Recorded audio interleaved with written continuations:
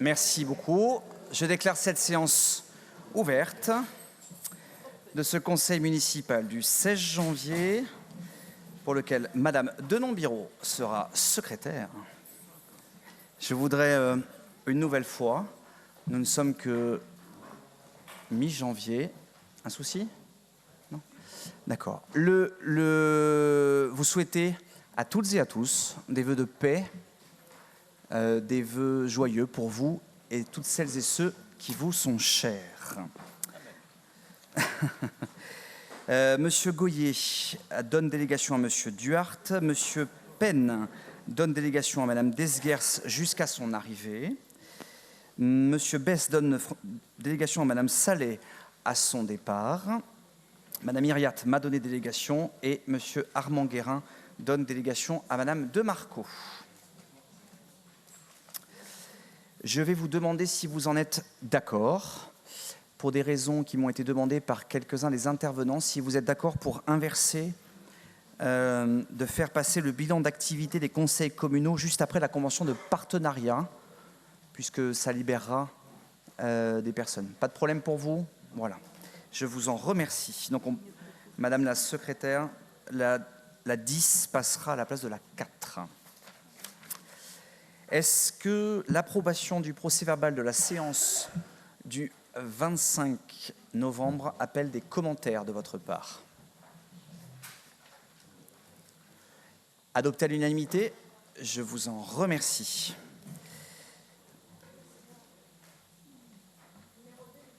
Alors, Madame la secrétaire, avec le micro, s'il vous plaît. Je suis fâchée avec le micro. Donc la délibération numéro 2, c'est à propos des décisions municipales, information du Conseil. Quelles sont les décisions qui appellent des questions de votre part, s'il y en a? Monsieur Comte. Merci, Monsieur le maire. Je vous en prie. Alors, moi, c'est pour la numéro 9, concernant la passation d'une convention pour l'accompagnement dans la mise en œuvre ainsi que l'animation du Conseil municipal des jeunes pour l'année scolaire 2019-2020. Coût de la prestation, 2200 €. J'ai une question. A-t-on besoin d'externaliser ces prestations? Voilà, c'est tout. La réponse, d'abord, mon cher collègue, je ne sais pas si vous l'avez fait déjà, mais je vous invite vraiment à venir voir une conseil municipal des enfants. Je pense que c'est très bien. Mais c'est très bien, je vous le confirme. La problématique que l'on a, c'est qu'on a ouvert un grand nombre de... L'ensemble des écoles est représenté, qu'il faut aller faire un grand nombre de prestations et d'animations de groupe et que les effectifs de la Maison du droit de l'homme et du citoyen eh bien, ne satisfont pas, on va dire temporairement, pour aller faire ce genre d'animation. Et les Francas, d'ailleurs, qui, de mémoire, sont la même association qui œuvre pour le Conseil municipal des enfants à Bordeaux, si mes souvenirs sont bons, nous permet d'avoir ce petit plus pour aller faire les interventions. Je trouve, de vous à moi, que le montant, au regard de la prestation, est plutôt justifié. Donc, pour répondre à votre question, a-t-on besoin d'externaliser? Oui, parce qu'il nous faut ce coup de main supplémentaire, notamment quand le travail vient à être un petit peu plus important.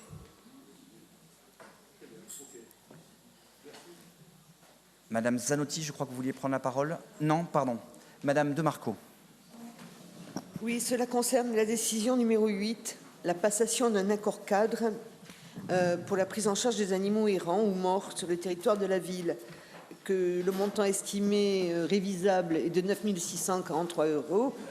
Est-ce que cette décision de passation est en compensation avec ce qu'on avait prévu, avec ce qu'on faisait avec la SPA? Eh bien, ma chère collègue, je vous le... Alors d'abord, de vous rappeler qu'on a passé 2 marchés avec la SACPA et la SPA. Et donc, ce que je peux vous dire vis-à-vis de ce montant, c'est qu'en 2019, les dépenses constatées pour l'année 2019 ont été de 9 716,97 €. Donc c'est la raison pour laquelle le montant qui est indiqué correspond finalement à ce qui est constaté chaque année en moyenne sur le territoire talençais. Et on a un marché avec la SPA pour les prestations de fourrière qui va de 2019 jusqu'en 2022 pour un montant annuel de 13 212 €. ce qui correspond en fait à 30 centimes d'euros par habitant. Donc et on ne verse plus de subventions par contre à la SPA. La subvention qui a été supprimée en 2015. J'ai répondu à votre question, ma chère collègue. Merci. Une autre question? Plus de questions? Merci. Délibération numéro 3, convention de partenariat Festival ODP Talence.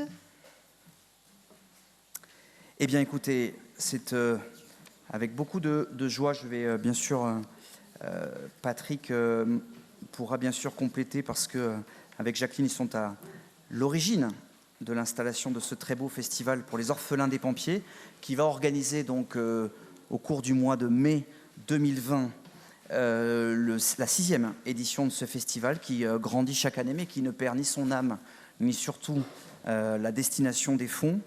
De vous rappeler d'abord que l'année dernière, le festival a permis de rapporter la somme de 30 000 € en faveur de l'association pour les enfants pupilles des sapeurs-pompiers.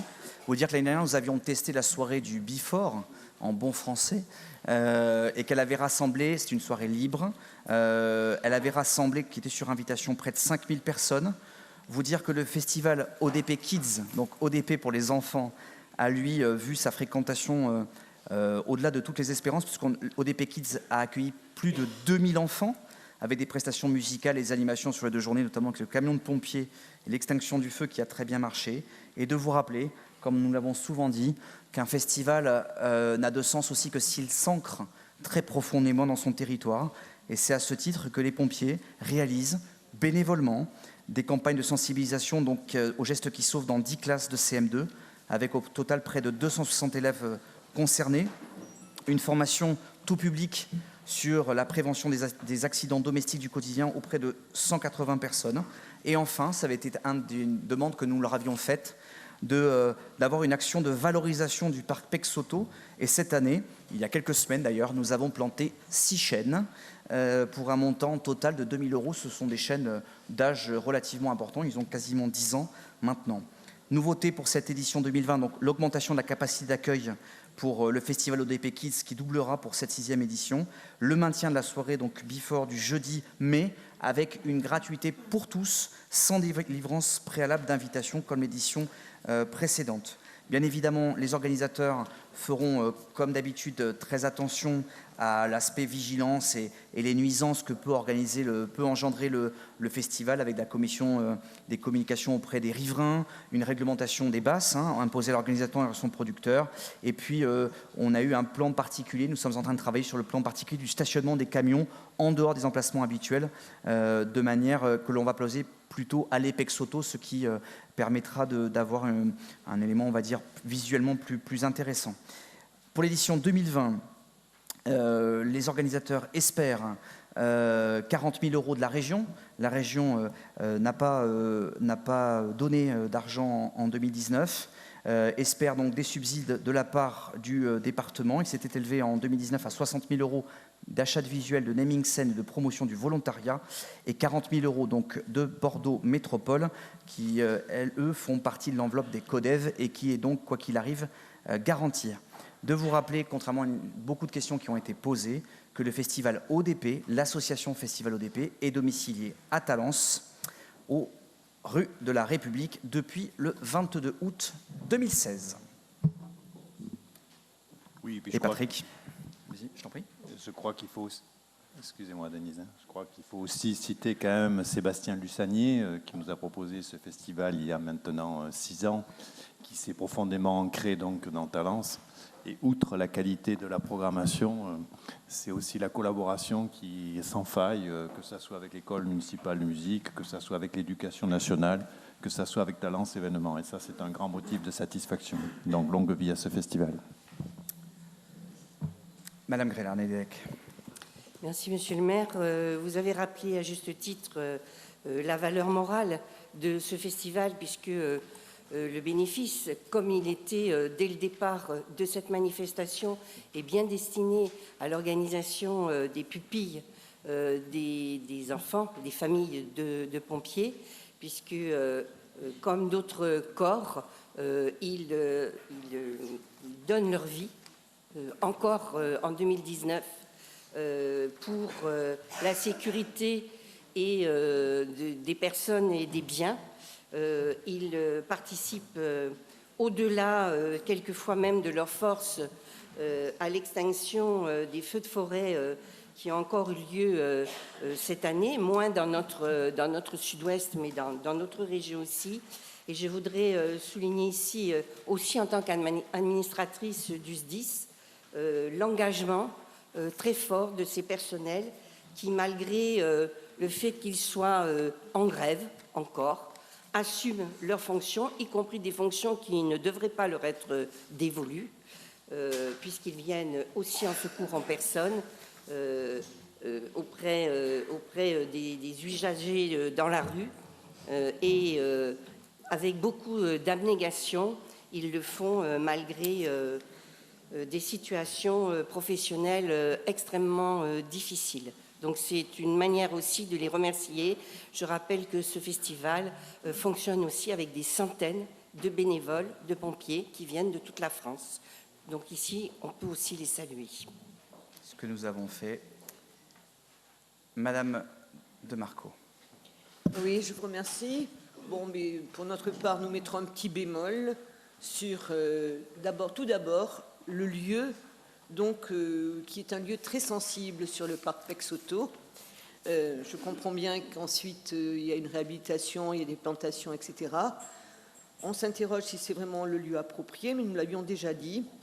On constate également que ce que vous avez cité, cela fait 140 000 € de subventions aux régions, départements, Bordeaux Métropole, plus subventions municipales et les aides qui sont déployées de la part de la municipalité avec le personnel, le matériel, pour un chèque au final de 30 000 € seulement reversé aux pupilles des familles des sapeurs-pompiers. Nous souhaiterions avoir le bilan financier de ce festival. Si c'était possible de l'avoir, nous en serions ravis. Merci de nous le communiquer. Je vous avouerai ne jamais trop comprendre vos réserves sur ce festival et, à tout le moins, quel serait le site, selon vous, qui pourrait accueillir, et de responsabilité municipale, l'équivalent de la jauge, on va dire, du château Pexoto, 7000 personnes. Eh bien, ce n'est pas un endroit qu'on peut trouver partout sur la métropole et encore moins sur Talence. Donc, si vous avez des idées sur Talence, parce que le risque, ma chère collègue, c'est que ce festival-là, d'autres villes en étaient très intéressés. Et Monsieur Villega a eu parfaitement raison, Patrick, tu as parfaitement eu raison, de rappeler que c'est aussi l'abnégation et le courage d'un homme qui fait ça sur ses congés et qui veut viscéralement implanter cette manifestation sur Talence. Je pensais qu'en répondant sur l'installation de l'association de la 1901, qui étaient vos questions précédentes, nous avions répondu à vos questions. Eh bien, écoutez, je trouve dommage, juste que, oui, évidemment, il y a une organisation, que tous les bénéfices ne peuvent pas être accordés, mais c'est le modèle de ce festival-là. 30 000 € pour un festival qui n'a que 6 ans, je trouve que c'est un très beau geste. Madame Grélard, moi je souscris intégralement à ces propos vis-à-vis de femmes et des hommes qui mettent leur vie en danger tous les jours au quotidien. Et je trouve dommage qu'il y ait ce petit bémol. Quant aux éléments financiers du festival, pour ce qui concerne l'association, puisque c'est elle qui est aidée, pas celle du producteur, on demandera au service de vous faire passer les éléments qui sont en notre possession. Si je peux me permettre de rajouter quelque chose, ça me fait toujours sourire, ces remarques. Je me rappelle une certaine campagne où d'ailleurs vous aviez participé, Madame Monique de Marco, rappelant que c'était une ville dortoir où il ne se passait strictement rien. Vous aviez fait une soirée pyjama à Place Alcala. Donc nos manifestations sont toujours excellentes, de grande qualité, mais il faut toujours les faire ailleurs. Et l'une de vos collègues ou amies m'a même proposé le parc des expositions de Bordeaux. Effectivement, c'est tout bénéfice pour Talence. Je ne citerai pas le nom. Non, mais on attend le lieu d'implantation, Madame de Marco. Vous nous dites qu'il faudrait le faire ailleurs. Proposez-nous un autre lieu qui accueille 7000 personnes de responsabilité municipale sur Talence. Ça serait intéressant. Il faut proposer, pas simplement dénoncer. Oui, là, effectivement, c'est plus compliqué. Les éléments de vous rappeler que j'ai eu M. Lussanier par texto et qu'il aura l'occasion d'annoncer un très grand nom qui viendra sur une autre soirée qui n'est pas encore annoncée. Il m'a menacé que nous devrions doubler la subvention si je révélais ce nom qui sera révélé la semaine prochaine. C'est un très grand nom de la scène internationale. Alors, les votes. Lancez-vous, vous êtes pour? Pour. Madame Congost? Pour. Ben, ça va vous étonner parce que nous comptions voter pour, mais avec vos remarques, on hésitait. Mais je vous laisse hésiter. Nous votons pour quand même. Je trouve que c'est un vote qui ne devrait pas avoir laissé place à l'hésitation, mais je note votre hésitation. Pour à l'unanimité, je vous en remercie. Délibération numéro 4. Non. Non, c'est pas celle-là? Mais si. La 10, donc. Ah oui, s'il vous plaît. Oui, je les ai inversés, mais je ne savais pas si je savais que j'inversais les numéros aussi. Non. Je vous demande pardon. Donc, délibération numéro 10, bilan d'activité 2019 des conseils communaux et information du conseil par Madame Fabre-Tabourin, adjointe déléguée à la participation citoyenne. Merci, Monsieur le maire, mes chers collègues. Comme chaque année, nous vous présentons le bilan d'activité des conseils communaux qui a été joint au dossier du conseil avec les différents sujets et thèmes abordés, ainsi que la façon dont les budgets de 20 000 € alloués à chacun a été utilisé en cours de l'année. Vous avez noté que dans cette année, vous avez aussi, chaque président de conseil a défini ses perspectives pour 2020, même si leurs activités cesseront avec la fin du mandat en mars, conformément au règlement des conseils communaux.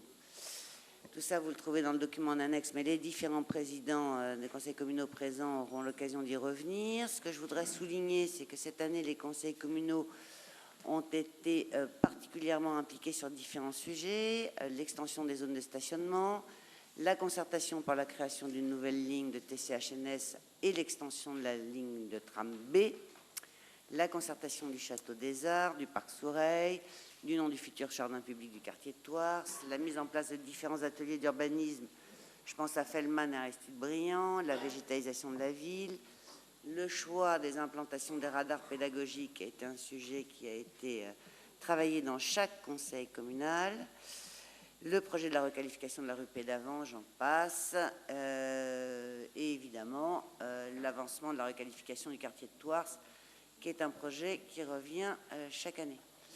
Une nouvelle fois, pour ma part, je me félicite de l'implication croissante des conseillers communaux ainsi que des habitants dans les instances de participation citoyenne.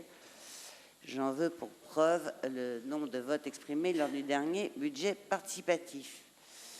Je dois faire le compte-rendu pour 2 présidents de conseils communaux qui n'ont pas pu être présents aujourd'hui. Il s'agit de Philippe Goyer. Je ne vais pas vous donner lecture de l'ensemble du document qui vous a été transmis. Pour ce qui concerne le conseil communal centre, l'accent a été mis sur l'installation de l'œuvre issue du budget participatif 2018 et de son emplacement sur la place Alcala, que vous voyez devant la halle. Un gros travail de proposition sur l'impact, sur un questionnaire qui a été soumis aux riverains des différents projets du budget participatif 2019. Vous savez qu'on a intégré cette modification dans le règlement du budget participatif et qu'à ce titre, nous avons sollicité les différents présidents de conseils communaux de façon à ce qu'ils puissent vérifier si tel ou tel projet, avant qu'il soit soumis à la votation, serait susceptible d'avoir un impact désagréable pour les riverains et leur environnement.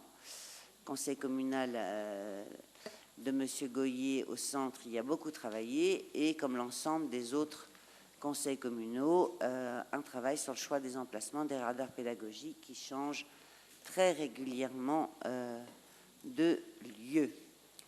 Pour ce qui concerne les perspectives 2020 du conseil communal centre, il y a évidemment l'accompagnement du projet Grand Pexoto-Margaux, toujours la végétalisation du centre-ville, les mobilités douces en centre-ville, la vitesse en ville et les enseignements relevés des radars pédagogiques. En effet, l'ensemble des conseils communaux vont faire un travail de croisement des données parce qu'on se rend compte, mais de façon relativement empirique pour le moment, qu'il y a une grande différence entre la vitesse ressentie et la vitesse réelle, parce qu'en règle générale, les comptages, les mises en place de radars indiquent que là où on imagine que les gens vont très vite, en fait, ce n'est pas forcément exact. Et bien sûr, dans les perspectives 2020 du Conseil communal Centre, une attention particulière sur le devenir du campus sur sa partie talençaise. Ça, c'était pour ce qui concerne le bilan de M. Goyer pour le Conseil communal Centre.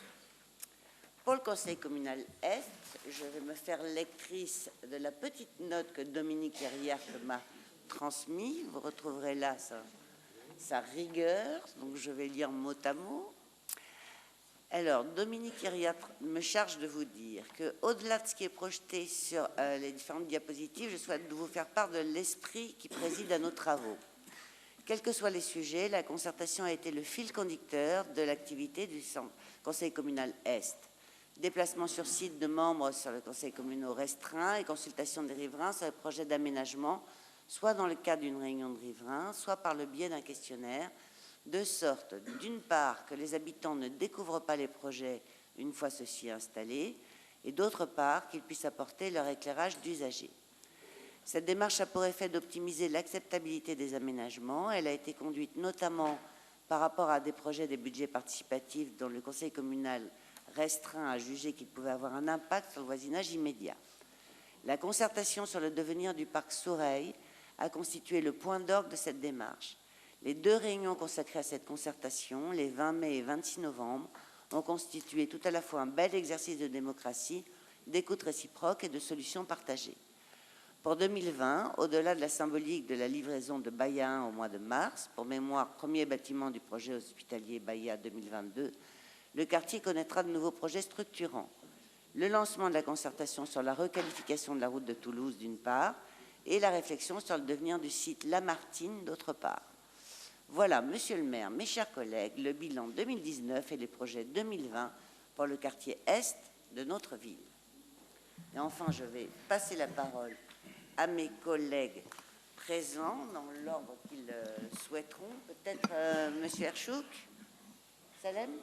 Non? Madame Deguès, pour commencer. Conseil communal Ouest. Les conseillers communaux du Conseil communal Ouest ont eu à cœur de soutenir les associations et administrés qui interviennent sur le territoire de Talence. Ils ont donc favorisé collectivement les actions collectives, par exemple Connectoires, Festival en plein art, etc. Une première action intergénérationnelle a été réalisée lors d'une après-midi récréative avec des personnes âgées des RPA, certaines personnes isolées dans leur appartement à Talence, avec les enfants en difficulté scolaire de l'école Georges Lasserre. L'échange de petits cadeaux faits par chacun des participants a eu un vif succès autour d'un goûter partagé. Le Conseil communal Ouest a donc essayé de mettre en perspective des actions pour à partir de 2020 sur des équipements à l'usage des administrés sur le territoire et développer la participation intergénérationnelle pour rompre l'isolement social et développer le bien vivre ensemble à Talence. Je tiens à remercier Madame Christelle Guédon et Monsieur François Delpeuch, agents de la ville, pour leur accompagnement de l'équipe du Conseil communal Ouest. Merci. Merci, ma chère collègue. Madame Chabat. Bonsoir, chers collègues. Donc, pour le Conseil communal Nord, nous, ça se situe au niveau de la végétalisation et du stationnement. Et notre plus gros travail a été le square Feldman avec l'aide de Madame Chadebost. Voilà, le projet actuel donc, du square Feldman sera finalisé par l'équipe projet qui se mettra en place dans le courant de l'année 2020 avec une mise en place avec les équipes de la métropole et de l'Aurba en 2021 vers la livraison en 2023. Ensuite, nous avons parlé de la végétalisation du site Borésian, dont le 8 février, nous ferons la plantation de 80 végétaux avec Monsieur Arnaud Clavier, qui est le président du volleyball. Sur l'aménagement de l'espace rue Isère, ça se continue. Sur la participation de la concertation du Château des Airs. Et nous avons le choix des emplacements des radars pédagogiques. Donc, mi-janvier, il y aura un radar pédagogique qui sera situé sur la rue de la Petite Mission et sur la rue Émile Combes. Et la deuxième pause en mars se fera rue de la Médoquine, au droit du Château des Arts, et dans la rue Paul Bert. Ensuite, sur le budget notamment, nous avons très peu dépensé. Il nous reste 15 120 € comme vous avez pu le voir. Ensuite, dans les perspectives, l'accompagnement et la concertation sur les boulevards, le suivi du projet Aristide-Briand, donc du square Feldman, et la mise en place d'un groupe de travail pour l'aménagement du futur espace vert du Redeuil. La vitesse en ville, l'enseignement des radars pédagogiques et la réalisation du parking et de la rectification de la rue Floquet. Merci, ma chère collègue. Monsieur Erchouk. Oui, bonjour. Merci, monsieur le maire. Tout d'abord, je tenais à remercier en premier lieu les conseillers pour leur implication, leur mobilisation diverse lors de concertations, d'organisation d'une manière générale d'événements de quartier. Un remerciement aussi appuyé aux techniciens, François Delpech, Christelle Guédan, l'ensemble des agents qui ont été de près ou de loin mobilisés pour le soutien technique qui a été apporté aux conseils communaux et, me concernant, pour le conseil communal sud. Donc plusieurs moments forts ont jalonné l'année 2019. On en retiendra deux. La végétalisation du quartier de Thouars, donc l'aménagement d'un nouveau jardin public au cœur du quartier de Thouars. Donc cet aménagement a été le fruit d'ateliers d'habitants qui en ont élaboré les grands principes. Un travail également de concertation a permis au CCC Sud et Conseil citoyen de faire des propositions pour le choix du nom. Donc celui qui a été retenu, c'est la butte de Thouars Rosa Park. Un nom, vous en conviendrez, hautement symbolique et en phase avec les valeurs d'égalité chères à nos principes. Le jardin de Rabat également, l'aménagement du jardin de Rabat, nous l'avions déjà évoqué, a été le résultat d'ateliers de travail avec les habitants du quartier, notamment ceux de la rue du 19 mars 62 et de la rue Calixte Calmen. Une réunion publique a été organisée le 19 novembre 2019 pour la présentation du projet définitif avant réalisation. Un autre domaine aussi, c'est l'animation des quartiers et le développement social local. Le Conseil communal Sud a soutenu plusieurs événements participant au lien social, à la culture et au partage. Ainsi, ils ont participé au festival en plein art, qui a connu d'ailleurs cette année une belle réussite encore. Ils ont aussi été engagés sur toutes les animations, le carnaval, le repas de quartier, et comme chaque année, ils ont été porteurs de la fête de fin d'année, à destination, vous le savez, des habitants et notamment les plus isolés d'entre eux. Les membres du Conseil communal Sud ont aussi participé aux ateliers de la quinzaine de l'égalité, où d'ailleurs la ville de Talence propose chaque année des actions toujours plus riches et innovantes sur cette thématique d'égalité et de bien vivre ensemble. Concernant les attributions, donc la subvention, enfin l'aide est très très bien utilisée. Elles ont été attribuées en phase et en respect avec la charte quand même qui a été élaborée avec tous ses membres. Ainsi, plusieurs aides ont été données pour soutenir les associations locales, l'épicerie solidaire, plusieurs actions aussi qui ont été mises en place par le centre social mixité, l'action Connect Thouars, en bas si j'y suis, et également au jardin de Rabat pour leur modernisation.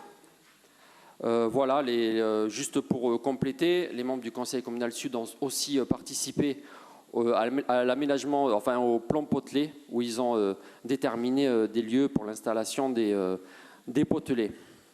Voilà, en perspective, c'est toujours renforcer la participation des membres du Conseil communal, ouvrir aussi ce conseil communal à d'autres personnes, à des initiatives, continuer à soutenir aussi les associations locales pour qu'elles apportent un vrai plus dans l'amélioration des conditions de vie des habitants, et également trouver aussi un mode de renforcer aussi le travail, l'articulation du travail avec le conseil citoyen.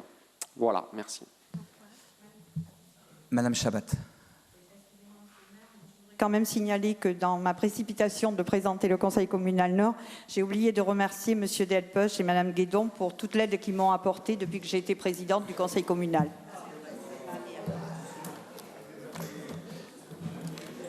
Je voudrais, au-delà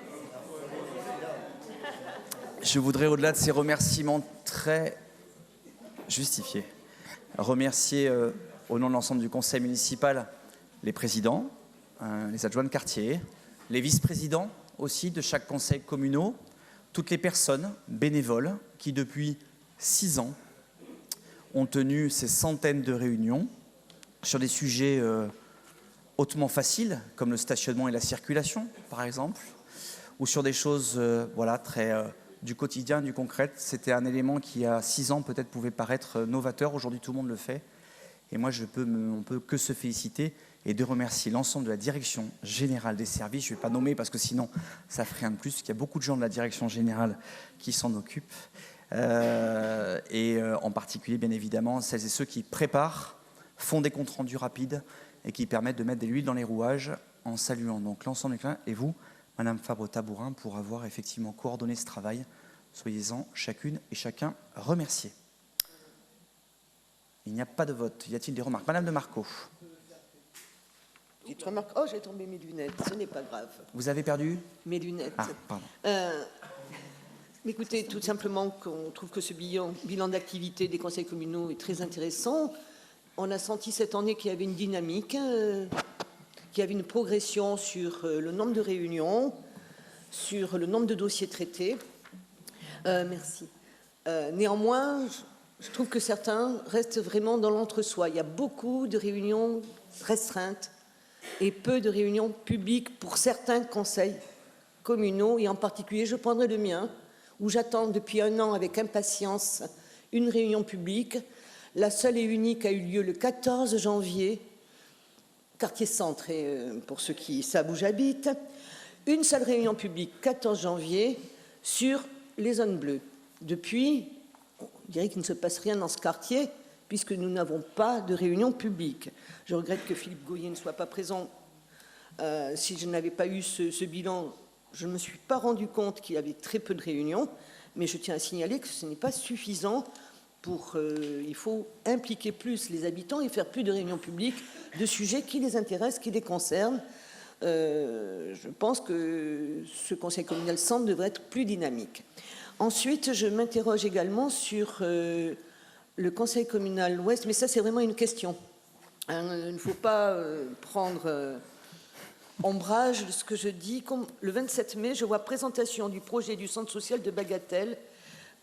Pourquoi s'est-il délocalisé dans le quartier? C'était la demande, donc, dans le quartier ouest, où y a-t-il un projet de centre social délocalisé de Bagatelle dans ce quartier? C'est vraiment une question de curiosité, une interrogation. Ou alors, il y a eu un copier-coller, je ne sais pas. Oui, donc c'est page 20. Page 20. Alors, écoutez, on vous répondra. Juste, il me semble, ma chère collègue, les conseils... Alors, attendez. Je vous laisse discuter entre vous.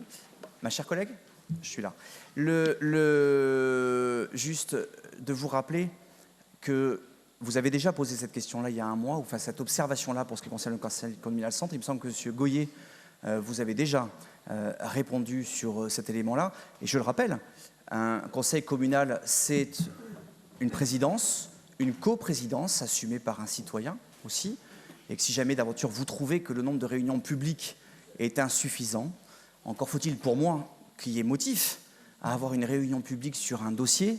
Le conseil communal centre, c'est quand même celui qui s'est le plus réuni en conseil restreint, donc c'est celui qui a la plus grosse activité.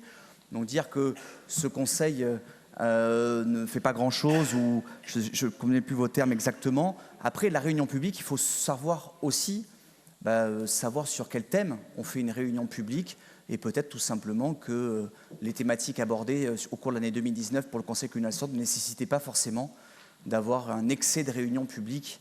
En tout cas, je crois surtout qu'il y a tout un tas de choses qui peuvent aussi relever du domaine de la ville et qui, elles, font l'objet de réunions publiques.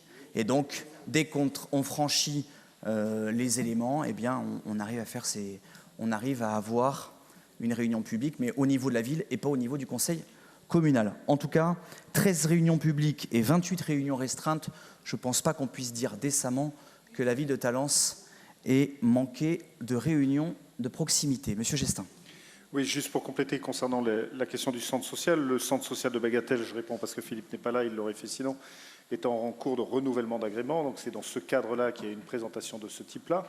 Vous le savez aussi, depuis plusieurs années, Bagatelle intervient sur le territoire de Crespy. Il était donc normal qu'une présentation puisse être faite dans ce cadre-là.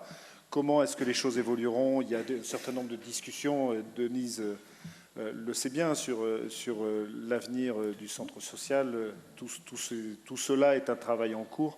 Mais l'implication de Bagatelle sur le centre-ville, en l'occurrence Crespy, qui dépend du conseil communal ouest, nécessiter que ça puisse être présenté dans ce cadre-là. C'est tout simplement rattaché au lieu d'intervention du conseil communal ouest, qui est Crespy. D'autres remarques? Non. Bien. Eh bien, nous prenons acte et on félicite encore une fois tout le monde. Merci, mesdames, messieurs. Délibération numéro 4, article L 1612-1 du Code général des collectivités locales, exercice 2020. Engagement, liquidation, mandatement des dépenses d'investissement. Monsieur Gestin, adjoint délégué aux finances et aux propriétés communales. Voilà, mes chers collègues, comme vous le savez, dans l'attente du vote du budget primitif, la loi nous permet d'ouvrir un certain nombre de crédits concernant les dépenses d'investissement à venir, dans une limite de 25%. Et donc, nous vous proposons d'ouvrir pour un montant de 4 361 099 €, qui représente 25% des dépenses équivalentes du budget primitif 2019. Tout cela, évidemment, sera complété par le vote du budget primitif. Je vous fais grâce du détail des chapitres. Je vous ai donné les deux montants récapitulatifs. Les observations, les interventions, les votes, s'il vous plaît. Alors, vous ne prenez pas tous part au vote? Le groupe majoritaire? Merci. Délibération numéro 5. Avance sur subvention de fonctionnement au CCAS et aux associations pour l'année 2020. Monsieur Gestin. Là aussi, une délibération classique du mois de janvier pour permettre à nos associations les plus importantes, notamment celles qui emploient du personnel, de pouvoir fonctionner dans l'attente du vote du budget. Nous vous proposons une avance qui, suivant les cas, oscille entre 25 et 50% du montant qu'ils avaient perçu l'année dernière. Des remarques? Les votes? Comme d'habitude. Alors, ce n'est pas un vote, Madame de Marco, comme d'habitude. C'est une chanson, qui a d'ailleurs eu un grand succès. Oui. Et je ne vous proposerai pas de la chanter. Alors, je vais reformuler comme d'habitude. Ah oui, reformulez-moi comme d'habitude. Alors, mais comme d'habitude, nous allons voter donc les avances sur subvention, sauf celle de le TSM, l'école talençaise des sports motorisés, comme d'habitude. Très bien. Très bien. Alors, c'est une habitude qui a été différente au cours des années du mandat, c'est pour ça. Pas nous. Non, pas pour vous. Ça dépend des gens. Vous savez, vous ne formez pas un groupe, hein. Il y a des groupes, vous savez, encore aujourd'hui dans l'opposition. Ah, mais... Alors, donc, pour Talencez-vous. Pareil. Très bien. Ah, vous voyez. Alors, Madame Congost, votre habitude est-elle celle des Verts? Très bien. Et donc, le groupe majoritaire vote... Ah, Madame Rami. Oui, moi je dois m'abstenir pour deux associations dans lesquelles je suis dans le conseil d'administration. Donc c'est le centre Ludi Loisirs et Talence Événements. C'est bien noté. Merci beaucoup.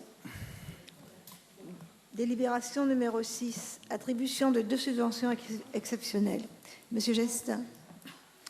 Alors, 2 attributions de subventions, effectivement. La première pour l'association sportive lycée Victor Louis. Nous avons... l'habitude de le faire régulièrement lorsqu'il se qualifie pour le championnat du monde de badminton. Donc, nous l'avions fait, je crois, en 2016. Nous le refaisons cette année pour un montant de 1 500 €. Et la deuxième pour accompagner l'association Notre Italie dans le cadre de son festival et du printemps italien. Des questions? Les votes pour à l'unanimité? Je vous en remercie. Délibération numéro 7. signature d'un bail à réhabilitation avec la société foncière Habitat et Humanisme. Monsieur Gestin. Alors, une délibération qui est particulièrement importante et qui répondait à une attente. Je l'avais moi-même tenté de l'initier, mais je n'avais pas réussi à aller au bout lorsque j'étais au CCAS. Je suis ravi que Philippe et le maire aient pu amener ce projet au bout. Vous savez que la maison de retraite Gardère s'était reconstruite dans des bâtiments juste à côté de l'ancien château, et le château était désaffecté depuis quelques années. Il fallait trouver une destination à ce château. C'est le cas avec un projet qui, en plus, requiert un caractère social avec une structure, je crois, vraiment reconnue sur la place publique et qui travaille très bien, et donc qui va consister à permettre à cette fondation Habitat et Humanisme de rénover ce château et d'y installer une résidence bigénérationnelle de 15 appartements. La majorité des appartements étant réservés à des personnes âgées à faibles ressources, mais également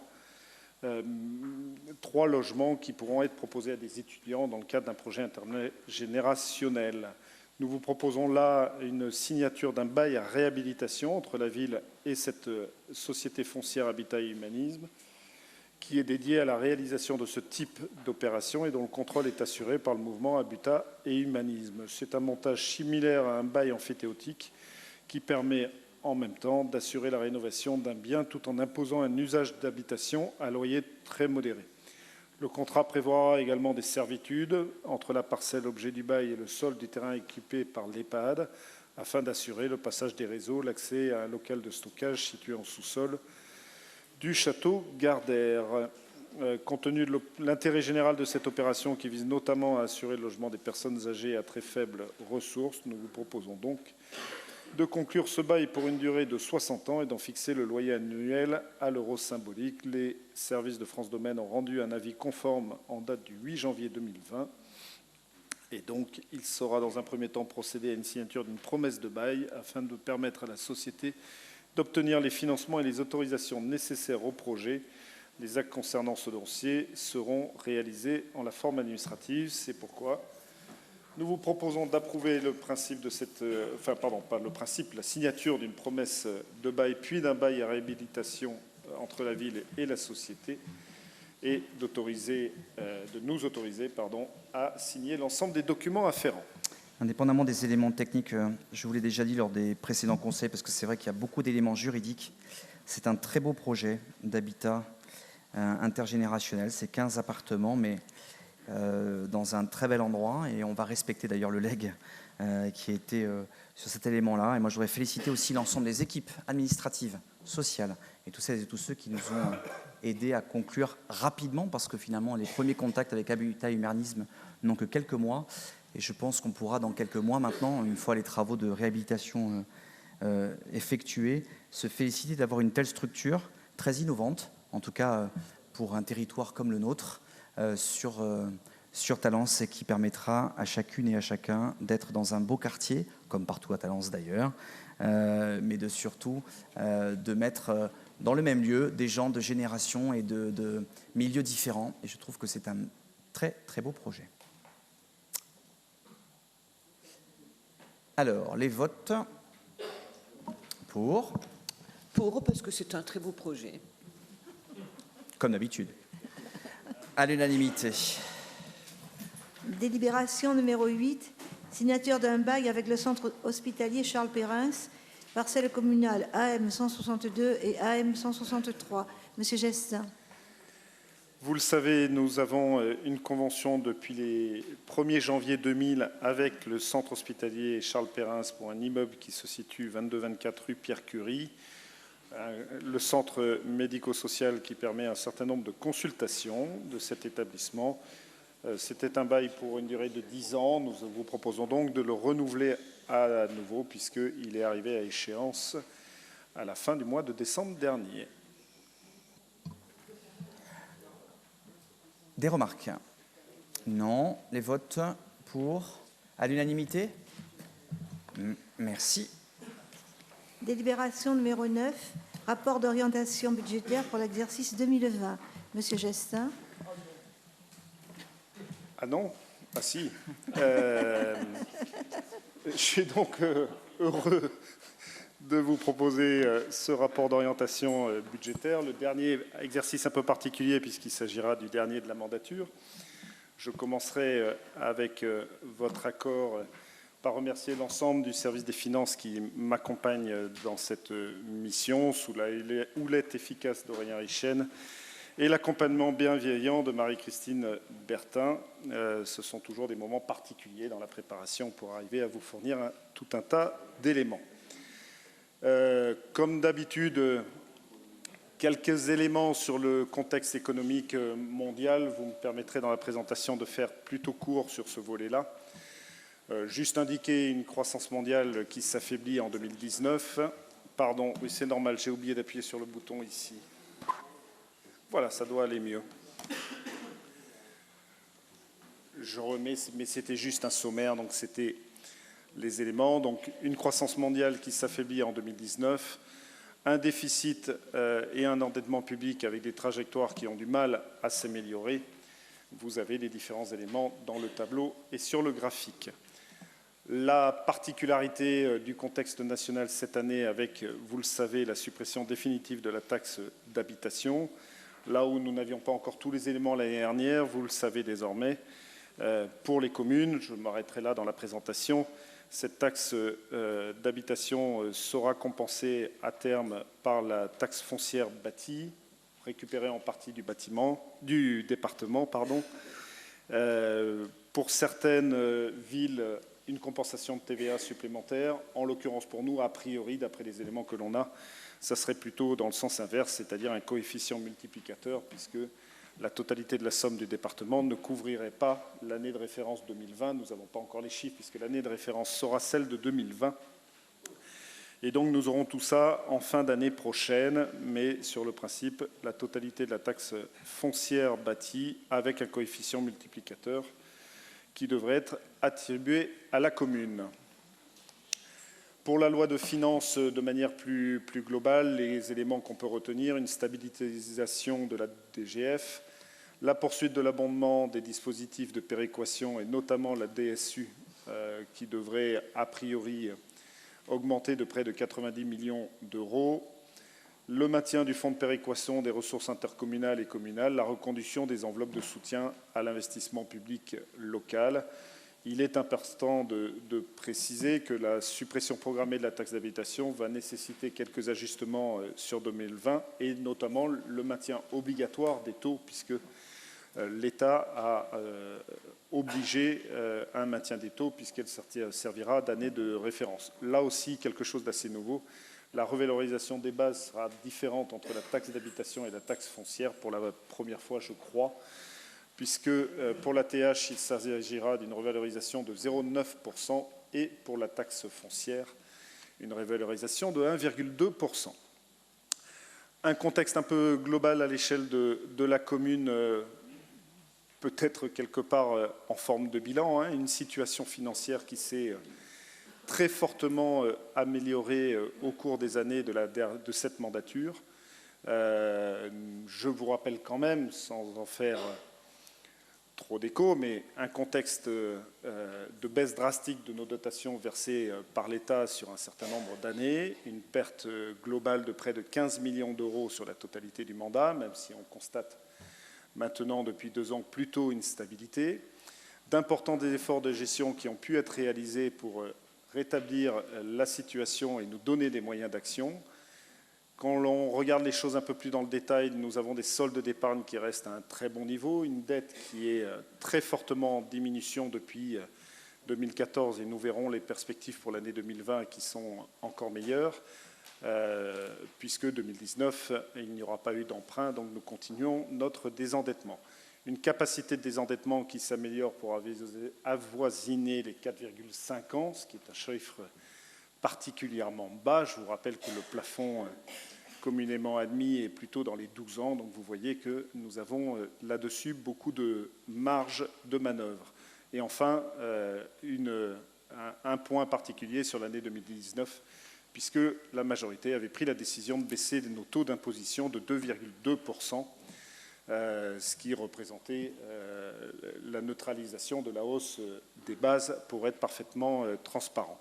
Vous constatez les chiffres de l'épargne brute qui a très fortement augmenté entre 2014 et 2019, et une trésorerie au 31-12, je m'arrêterai sur ces deux chiffres-là, de près de 22 millions au 31-12-2019, qui laisse réellement des perspectives importantes pour la réalisation des investissements que nous avons pu annoncer et qui sont pour la plupart lancés, et dont cette année sera une année particulière puisque ce sera le démarrage de beaucoup d'opérations avec les premières pierres qui seront posées dans les semaines et mois à venir.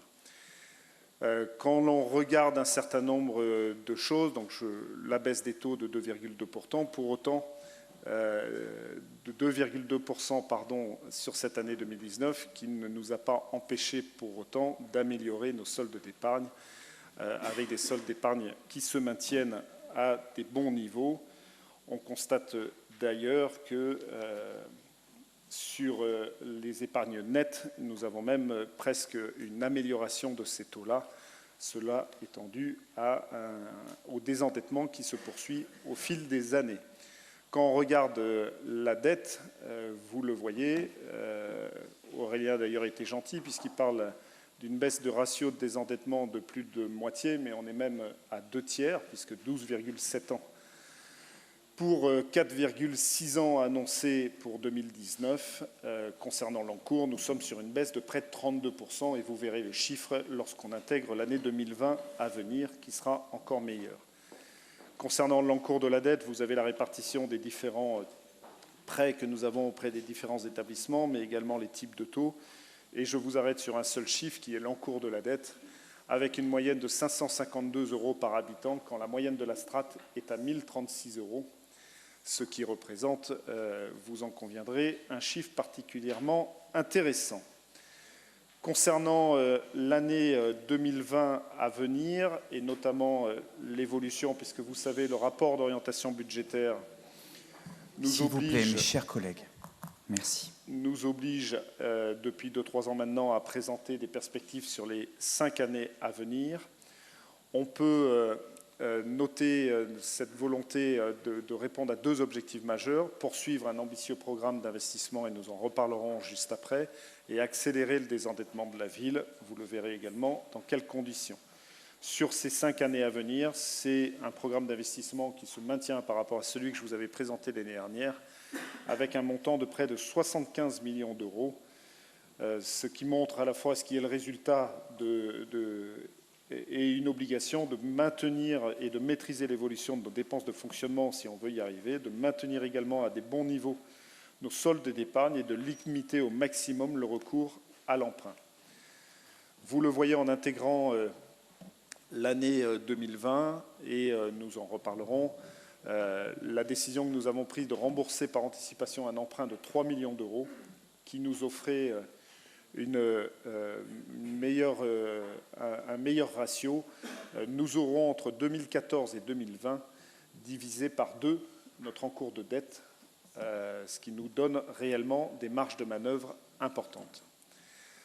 Concernant le programme d'investissement, je ne rentrerai pas dans tout le détail du tableau. Vous verrez un certain nombre de choses qui sont apparues, mais qui résultent des différentes discussions et concertations qui ont pu avoir lieu. Vous verrez des lignes concernant le groupe scolaire de l'école Albert Camus, un travail autour du square Feldman, l'éclairage public dont nous avons parlé au dernier conseil, et également la volonté, au-delà du budget participatif, puisque vous savez qu'un projet a été retenu avec un skatepark là-dessus, de pouvoir le compléter pour faire quelque chose de plus important, puisqu'il y avait une forte demande sur cet équipement.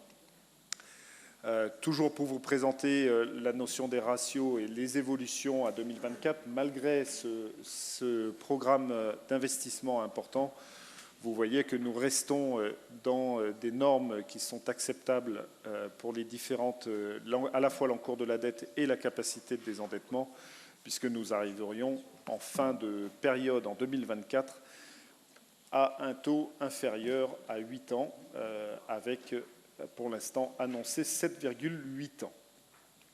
Si on regarde plus spécifiquement l'année 2020, nous avons préparer les éléments sur un certain nombre de principes. D'abord, la poursuite de cette volonté de ne pas augmenter les taux d'imposition municipaux, renouveler le soutien financier tel que nous l'avons fait jusqu'à présent aux associations et aux CCAS, qui sont porteurs de notre pacte social sur le territoire, maîtriser l'évolution de toutes les dépenses de fonctionnement tout en offrant aux Talancais un service de proximité et de qualité. Nous avons eu l'occasion de parler des nouveaux services que nous avions mis en place, de continuer à améliorer nos niveaux de solde d'épargne, et nous verrons, et nous venons de le voir dans les diapositives précédentes, poursuivre notre programme d'investissement et ne pas emprunter et rembourser un emprunt par anticipation pour se désendetter à nouveau. Je reviendrai sur la notion de ne pas emprunter, puisque vous verrez qu'il y a un emprunt qui est prévu, mais qui est plus un emprunt de façade, puisque l'absence d'un vote du compte administratif avant le vote du budget nous obligera dans un premier temps à inscrire un emprunt que nous supprimerons au moment de la récupération des chiffres 2019 lors du compte administratif.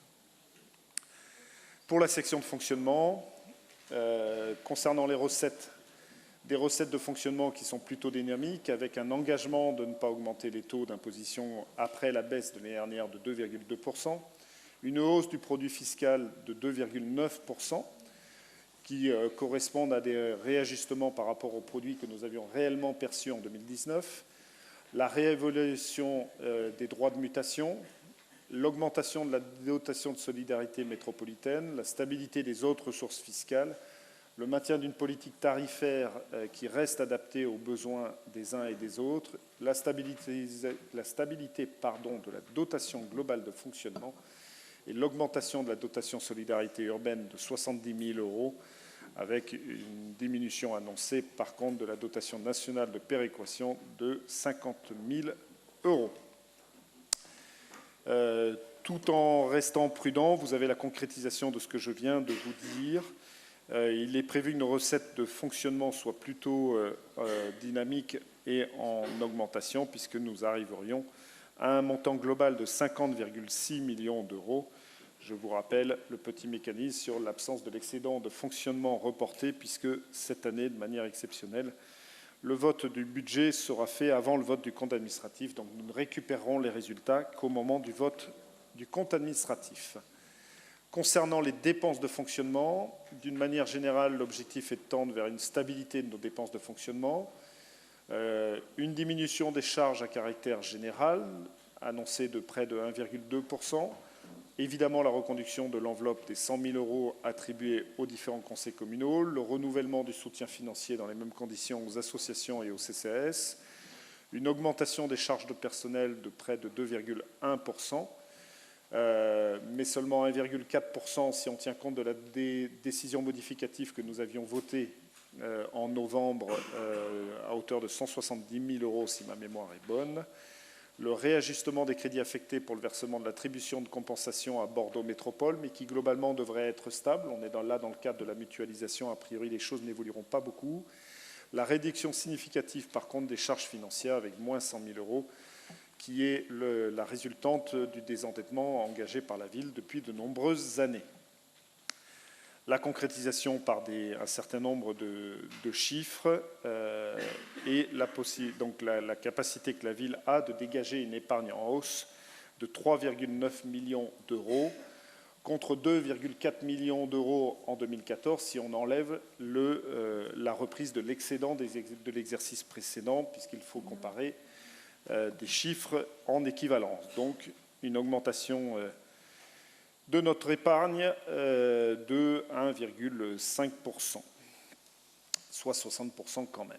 Concernant la section d'investissement, avant même la reprise des résultats du compte administratif 2019, la ville peut compter sur d'importantes ressources propres qui vont lui permettre d'assurer en 2020 le financement de notre programme d'investissement, avec une attention toujours particulière pour le patrimoine bâti et végétal de notre territoire, la poursuite du budget participatif évidemment, l'autofinancement de l'ensemble de ces investissements, puisque l'emprunt que nous afficherons au budget primitif ne sera qu'un emprunt de façade et qui sera supprimé, comme je vous l'ai dit, au moment de la reprise des résultats du compte administratif 2019, qui interviendra forcément un peu plus tard. L'accélération du désendettement d'un peu plus de 5 millions, dont le remboursement d'un emprunt de 3 millions, qui nous fera économiser une somme non négligeable. Pour le programme d'investissement, sans rentrer dans tous les détails, nous sommes sur un montant global de près de 18 millions, de près de 19 millions avec les différentes opérations d'ordre. Vous avez dans ce tableau-là les opérations les plus emblématiques, mais c'est l'année, après vous avoir expliqué que nous étions sans aucun doute sur des années de transition, nous sommes là dans l'année de lancement des grands travaux, puisque Paul Lapie, la piscine, le stade, tous ces équipements vont, la Maison des Solidarités, tous ces équipements vont démarrer au cours de l'année. Et donc, la promesse que je vous faisais que nous allions investir de manière massive est en train d'arriver avec le lancement de ces grands projets. Pour financer ces dépenses d'investissement, la ville peut compter en 2020 sur d'importantes ressources propres, l'épargne dans la section de fonctionnement de près de 3,9 millions, les subventions pour près de 700 000 euros et le fonds de compensation de la TVA et la taxe d'aménagement pour 800 000 euros. Avec la reprise des excédents du compte administratif, qui sont à ce jour estimés à 22 millions, la ville équilibrera son budget 2020 avec un emprunt de 13,6 millions dans les conditions que je vous l'ai indiquées, qui sera ensuite annulé lors du vote du budget supplémentaire qui suivra celui du compte administratif. En synthèse de notre budget, vous avez donc nos recettes de fonctionnement pour près de 51,2 millions, nos dépenses de fonctionnement pour 47,4 millions d'euros, ce qui nous permet de virer à notre section d'investissement un montant de près de 4 millions qui viendra compléter notre programme d'investissement en recettes de près de 19 millions et en dépenses 5 millions grosso modo pour le remboursement des emprunts et un programme d'investissement de près de 13,7 millions d'euros auquel il conviendra de rajouter les crédits reportés de l'année précédente, ce qui nous amènera à un programme réel d'investissement de plus de 20 millions sur cette année 2020. En conclusion, je crois qu'on peut exprimer que le projet de budget primitif respectera à la fois les impératifs de gestion que se donne la ville, la stabilisation des dépenses de fonctionnement, l'amélioration des soldes d'épargne, l'accélération importante du désendettement, tout en répondant aux attentes des Talençais. Pas de hausse d'impôts, la poursuite des grands projets que nous sommes en train de réaliser et le maintien d'un service public de proximité et de qualité, tout en maintenant évidemment notre accompagnement auprès des associations et du Centre communal d'action sociale pour l'action qu'ils ont sur leur territoire, sur notre territoire, pardon. Merci, mon cher collègue. Je suppose que ce rapport va faire l'objet de débats. Qui souhaite c'est un bon projet, normalement. Madame Rami. Monsieur l'adjoint aux finances, monsieur le maire, chers collègues, sans dénoncer le travail fourni pour présenter ce ROB, je vous avoue quand même une certaine déception à sa lecture. Il est quasiment identique à celui de 2019. En effet, cette projection 2020, tout comme celle des années précédentes, se focalise essentiellement sur des ratios et des indicateurs financiers, solde d'épargne, dette, capacité de désendettement. On remarque entre parenthèses l'annonce sur la baisse des taux d'imposition, mais rappelons tout de même que ces derniers ont été augmentés dès le début de la mandature et que le bilan final est en faveur d'une augmentation nette en 6 ans. Bien que l'ensemble de ce travail d'optimisation financière est, je n'en doute pas, au service d'une gestion comptable prudente, vous présentez des orientations budgétaires qu'il est difficile d'associer à une représentation des différents projets et à la façon dont ils sont traités. Je m'interroge donc sur les résultats et les objectifs recherchés avec une question essentielle. Vers quel projet de ville allons-nous ? Et quelles sont les perspectives ambitieuses et les liens sur des sujets comme la gestion de proximité, notamment en matière d'adaptation des services et aux besoins de la population, en termes d'action éducative, de culture, de maintenance et de continuité des services publics et de sécurité. En matière de bâti et des énergies, à part l'éclairage public, avec un phasage entre extinction partielle, dont nous n'avons toujours pas le bilan sur l'année écoulée, et un remplacement à marche forcée en fin de mandature des matériels d'éclairage public, quelles sont vos orientations et perspectives concernant une politique d'achat d'énergie verte, des investissements pour des installations performantes de chauffage, pour l'isolation thermique dans le domaine du logement public et privé et l'intégration des ENR. Le point entre articulation des différents projets urbains annoncés dans le document et qui, pour la plupart d'entre eux, sont déjà annoncés de longue date et ou reportés et ou annulés, faute de diagnostic préalable sérieux comme pour le CCV ou pour le groupe scolaire Paul Lapie. Quel projet de territoire porte-t-il? Le point concernant le relais des politiques métropolitaines avec les points de mobilité, de développement durable, d'équipement sportif et de voirie. Ces sujets sont loin d'être exhaustifs, mais je souhaiterais passer sur une seconde réflexion. En effet, nous avions soulevé dès 2018 et lors de la présentation du BP 2019 quelques craintes. Nous constations un décalage des réalisations d'investissements dans le temps au profit d'une augmentation annuelle des restes à charge reportés. Je ne vous lis pas les chiffrages. Générant une trésorerie confortable et mise en avant comme une preuve de bonne gestion, alors qu'il s'agit de report et de retard dans la réalisation des investissements annoncés. Sans avoir à ce jour un bilan réel et exhaustif des réalisations 2019, ce ROB conforte nos questionnements. Entre les nouveaux projets, dont le passage au LED, les travaux du cimetière, le skatepark, le parc public Rabat, la réhabilitation du centre scolaire Camus, les reports et les augmentations d'investissements, le paddle et la couverture de tennis, la maison des solidarités, le groupe scolaire Paul Lapie et la piscine qui prennent chacun plus de 2 millions. Le montant des investissements 2020 a quasiment doublé depuis la programmation de 2019 et le budget prévisionnel 2020 est en baisse de 16 millions. Pour conclure, hélas, par 3 questions, ces orientations 2020 sont-elles encore, comme on l'avait déjà dit les années précédentes, un effet d'annonce, bien que vous passez dans une phase travaux, je l'ai bien entendu. Quelle est la pérennité et la stabilité des mécanismes financiers mis en route? Jusqu'à quand la ville pourra compter sur un autofinancement? Et quelles sont les perspectives de recourir à l'emprunt? Je vous remercie. D'autres interventions? Non, mais je vous propose, vous savez, on a déjà listé l'ensemble des interventions qu'on va recevoir, donc je vous propose de les faire toutes en même temps, comme d'habitude d'ailleurs. Non? Je voudrais... Excusez-moi. Madame Zanotti, pardon, je ne vous avais pas... Je voudrais poser quelques questions sur les investissements de projets d'infrastructure. J'ai noté la construction d'un équipement culturel avec, je dirais, quelques chiffres, pas très élevés certes, mais est-ce que ce projet a une véritable... est-ce qu'il est réel ou est-ce qu'il est juste dans vos têtes? Ou est-ce que vous avez déjà trouvé quelque chose? Est-ce qu'il y a des pistes? Voilà. Il y en a beaucoup. Parce que c'est pour remplacer le superbe projet de CCVT. Vous avez dit quelques questions. Oui, je continue. Voilà. Après, j'ai été surprise que vous ayez prévu de l'investissement pour les travaux du Grand Stade. Et puis surtout qu'il y a en dessous la construction du dojo, il me semblait que c'était la métropole qui investissait. Mais c'est peut-être techniquement une incompétence de ma part. Parce que je pensais que les investissements, ça dépendait de la métropole et que la commune, c'était le fonctionnement.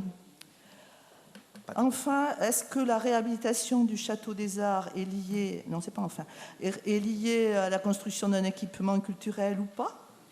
Voilà, est-ce qu'il faut, disons, sommer les deux chiffres?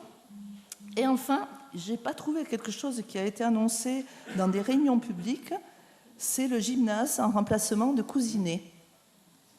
Ce n'est pas inscrit dans le budget d'investissement ni dans les années à venir. Est-ce la fin de vos questions, ma chère collègue? Oui. Je vous en remercie. Madame Congos, Monsieur Comte, Monsieur Comte. Bien, merci, Monsieur le maire. Moi, j'aurais quelques petites remarques à faire. Donc, il est question dans ces orientations budgétaires d'un ambitieux programme d'investissement. Alors, moi, je dirais, ma collègue a un petit peu l'a suggéré tout à l'heure, qu'en matière d'investissement à Talence, il y a l'affichage et la réalité. La réalité, c'est que les projets d'investissement sont chaque année reportés dans le temps. Mais évidemment, ça permet d'afficher des objectifs ambitieux tous les ans dans les orientations budgétaires. Alors, juste un exemple. Hein. J'adore fonder mes propos. En se référant donc au rapport des objectifs budgétaires, je ne suis pas allé loin, de 2019 et en comparant ses ambitions avec celles du présent rapport 2020, j'ai constaté des différences appréciables dans les évaluations. Alors, rubrique total des projets d'investissement pour 2020. Dans le rapport des objectifs budgétaires de 2019, on avait 26 300 000 et des poussières. Pour cette même année, dans le rapport des objectifs budgétaires 2020, on n'a plus que 18 millions. En gros, ça fait moins 8 millions entre l'évaluation de 2019 et l'évaluation de 2020 pour l'année 2020, ce qui me fait moins 31%. Voilà. Pour 2021, toujours, dans le rapport des orientations budgétaires 2019, on avait 19 millions 9, mettons 20 millions. Hein, de total des projets d'investissement. Dans le rapport des orientations budgétaires 2020, on est à 17 384 000, etc. C'est-à-dire moins 2,6 millions, c'est-à-dire moins de 13%.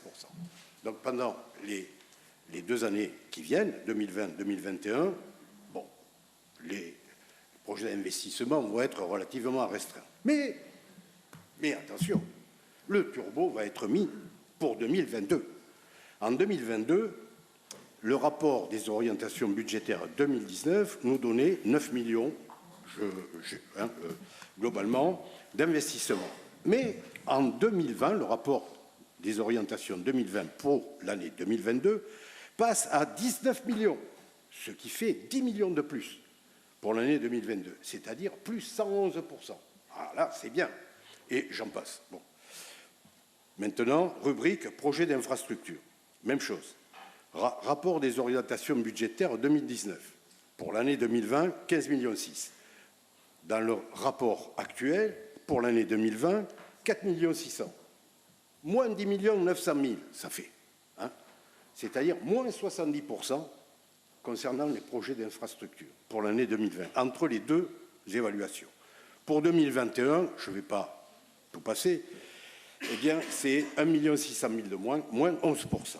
Donc, je vois que les promesses sont systématiquement différées dans le temps, ce qui permet effectivement d'afficher des objectifs toujours très importants. Voilà pour les investissements. Quelques mots concernant les effectifs. Eh bien, concernant les effectifs, page 21, okay. On s'aperçoit que entre 2014 et 2019, les effectifs des fonctionnaires territoriaux ont diminué de 39 postes, passant de 548 à 509. Bon, vous me direz, c'est peut-être normal. Mais ce qui est important, c'est de savoir quelles sont les filières qui ont été le plus impactées.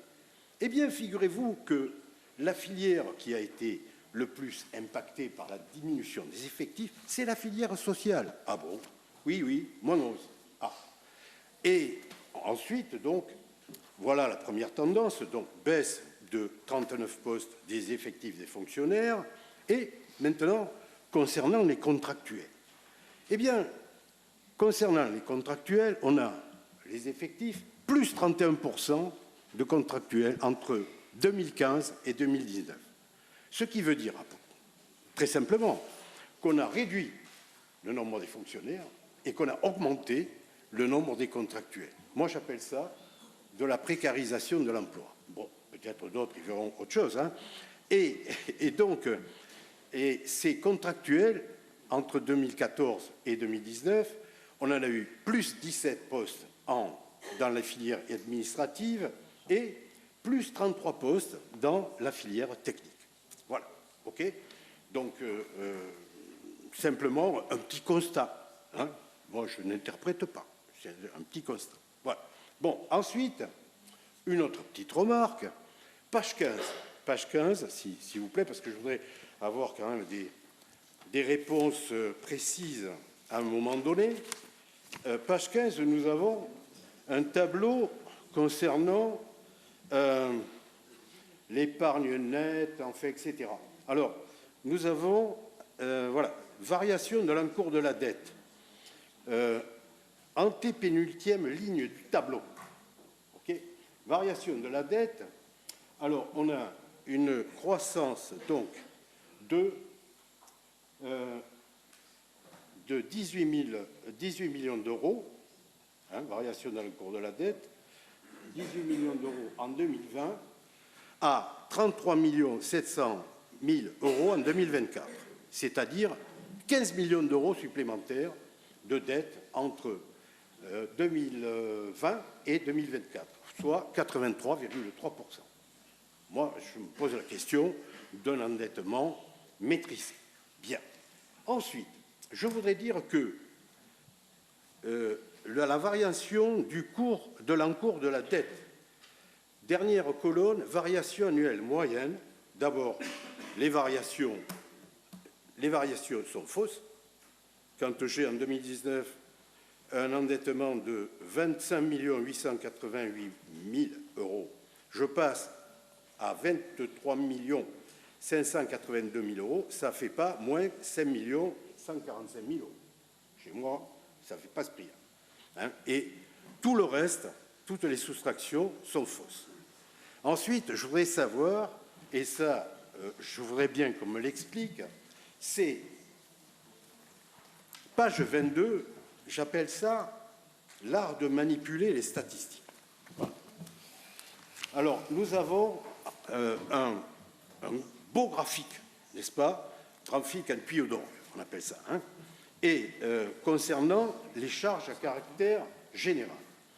2014-2019, et on nous annonce moins 0,2% en moyenne par an. Alors, il s'agit du taux de croissance annuel, n'est-ce pas, moyen sur la période. Je voudrais qu'on m'explique comment a été effectué le calcul, comment on trouve le résultat moins 0,2%. OK ? Ça, j'aimerais bien qu'on me l'explique. Est-ce que je peux vous demander d'être un peu plus rapide, s'il vous plaît, mon cher collègue ? Oui, d'accord. OK. Mais c'est j'entends bien, mais vous êtes en train de poser plus de questions que l'Europe n'en a écléré. Vous êtes plus long que l'adjoint financier. C'est bon, je me tais. Ne c'est pas vous taire, c'est juste pour vous demander de faire un peu plus vite. Ah, vous venez d'en poser pendant un quart d'heure, mais vous pouvez. Non, je suis désolé. Il y a des données techniques. Très bien. L'intervention est terminée. Y a-t-il d'autres demandes d'intervention?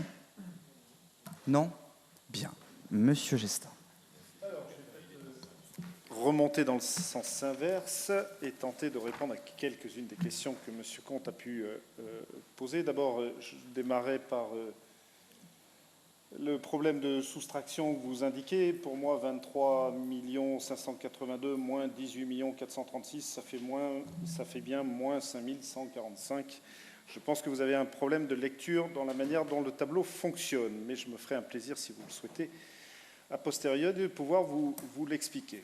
Sur la question des effectifs, je répondrai sur 2 points et peut-être que Laetitia complétera. Une déclaration qui consiste à dire qu'on a très fortement baissé la filière sociale, sans préciser dans le même temps, qui ne vous aura pas tout à fait échappé, que nous avons un centre communal d'action sociale et que les effectifs du centre communal d'action sociale ne sont pas présentés dans ces orientations budgétaires de la ville, me semble une présentation qui aurait peut-être des objectifs un peu particuliers dans ces temps troublés. Concernant la question de l'évolution de la baisse des titulaires et des contractuels, il y a une réalité. Si demain, vous trouvez un fonctionnaire électricien, on l'embauche demain, la réalité, c'est que dans certaines filières aujourd'hui, on n'arrive pas à trouver de personnel en situation de fonctionnaire. J'aurais bien aimé que vous fassiez les comparatifs en auditionnant tout de même les deux catégories, parce que c'est une réalité à laquelle nous sommes confrontés. Elle ne vous plaît pas, elle ne nous plaît pas non plus, mais c'est une réalité à laquelle on est confronté aujourd'hui. De manière sur la question un peu plus générale, sur la question des reports des investissements de la question de l'endettement maîtrisé. Effectivement, je vous le confirme, dans le public, on ne fonctionne pas de la même manière que dans le privé. Et oui, les projets sont longs. Et oui, les projets nécessitent des discussions, de la participation, de la concertation.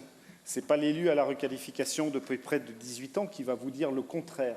Il faut du temps pour mener à bien les projets. On sait bien que le carcan, et notamment la question des marchés publics, nous amène parfois à des allongements de délai, parce qu'il peut y avoir à un moment une enveloppe qui nous pose une difficulté, et on repart pour une procédure, et on va reperdre 6 ans, etc. Donc oui, bien sûr qu'il y a des reports.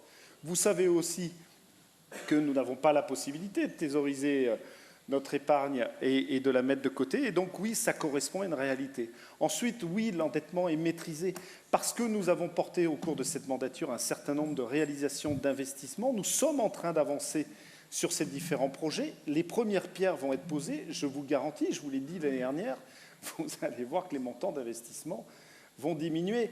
Mais ce que vous oubliez de dire, c'est que notre trésor de guerre, si j'ose le dire comme ça, l'argent que nous avons à disposition pour réaliser tout ça, est important. C'est plus de 20 millions d'euros cette année que nous avons à disposition. Mais 20 millions d'euros ne sont pas suffisants pour pouvoir investir près de 75 millions dans les 5 ans. Donc bien sûr que nous remonterons l'endettement, d'ailleurs à un seuil dans 4 ans qui sera inférieur à celui du début de la mandature. Je pense que ça mérite d'être précisé de cette manière-là. Pour Madame Zanotti, 3 éléments de réponse. Je laisserai peut-être, Monsieur le maire, préciser les questions autour de l'équipement culturel. Il y a eu un certain nombre d'annonces qui ont été faites. Concernant le stade Pierre-Paul Bernard, par contre, au-delà de la question du fonctionnement, il y avait une clé de répartition qui était prévue entre la métropole et la ville. Et donc, la ville a à sa charge 20% d'une partie de l'équipement, puisque, par exemple, le dojo, qui n'a qu'une vocation totalement municipale, est-elle réalisée par la métropole, mais avec un fonds de concours de la ville qui couvrira là à 100%. Nous avons obtenu lors de la négociation un taux de 80-20, qui était une bonne négociation. Certaines communes, pour leurs équipements, ont plutôt obtenu des répartitions à 50-50. Donc nous avons bien une partie des investissements qui sont à notre charge. Pour la réhabilitation du Château des Arts, je crois que ça va avec la réponse autour de l'équipement culturel. Là, je ne rappellerai pas la démarche, mais le maire, je pense, le fera dans son propos. J'en viens à Madame Ramy. En préparant cette séance, j'ai relu avec attention votre intervention de l'année dernière là-dessus. Vous nous indiquiez un certain nombre d'éléments. J'ai trouvé votre ton très légèrement différent. Je ne sais pas pourquoi. Je pense que les semaines à venir nous en donneront peut-être des éléments de réponse. Mais quand même, quand vous sous-estimez, vous relevez un certain nombre d'éléments. D'abord, je pense que vous aurez des compléments de réponse sur un certain nombre d'éléments que vous avez donnés lors du budget. C'est le principe, hein, on donne des orientations et on vient un peu plus précis sur le budget. Vous m'aviez interrogé l'année dernière sur les orientations budgétaires, surtout l'aspect développement durable qui ne ressortait pas. Je vous avais promis des choses. On va voir si j'ai réussi à aller un peu plus loin, pas très loin, mais un petit peu plus loin. On va voir si... Et donc ça, je vais le garder pour le budget, on en parlera à ce moment-là. Quand vous expliquez qu'on ne fait rien pour les énergies renouvelables, je vous rappelle que je vous avais indiqué que nous étions en train de travailler sur des questions de réseau de chaleur. Je vous confirme, ça ne se monte pas en 6 mois. Hein. Quand on essaye d'installer un réseau de chaleur à l'échelle d'un territoire, ce n'est pas en 6 mois qu'on va monter ces éléments-là. Et donc aujourd'hui, nous sommes engagés avec les métropoles dans une démarche pour avancer là-dessus. Vous jetez en pâture comme ça, bon, ok, l'éclairage public...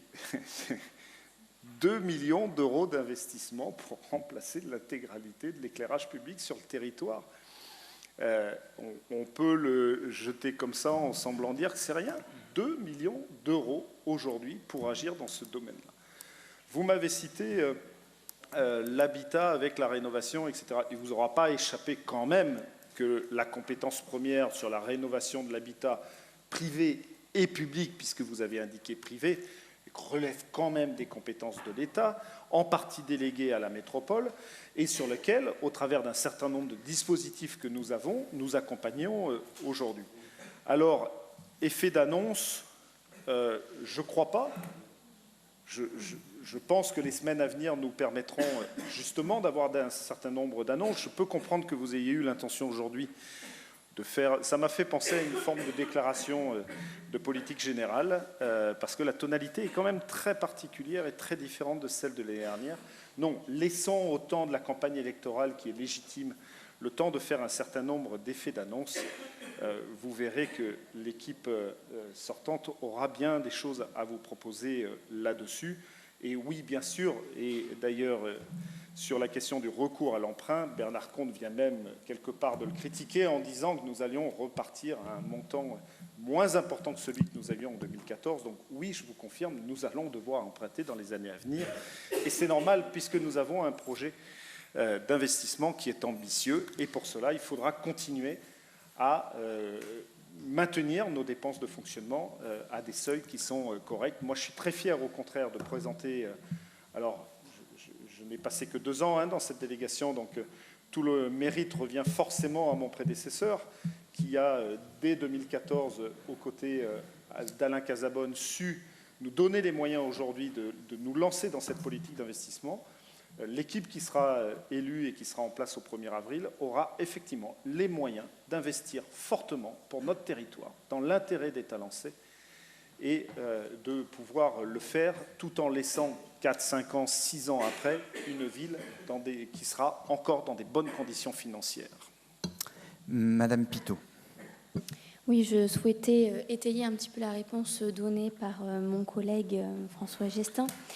On l'a déjà abordé dans plusieurs conseils municipaux. Effectivement, on a des difficultés aujourd'hui de recruter des fonctionnaires, je ne vous l'ai pas caché. Il s'explique par plusieurs facteurs conjoncturels. Déjà, on a peu de candidatures fonctionnaires dans certains métiers techniques. Ensuite, dans les métiers administratifs, c'est la même chose, on a peu de postulants. Et on constate que sur l'agglomération bordelaise, on a peu de mobilité. Concernant les postes vacants, ils sont liés souvent à des départs à la retraite, des mises à disposition et des mutations. Concernant les mises à disposition, il nous paraît un petit peu difficile de recruter des fonctionnaires, alors même que l'agent mis à disposition est en disponibilité, par exemple, est susceptible de revenir dans notre collectivité. Qu'est-ce qu'on fait du fonctionnaire recruté?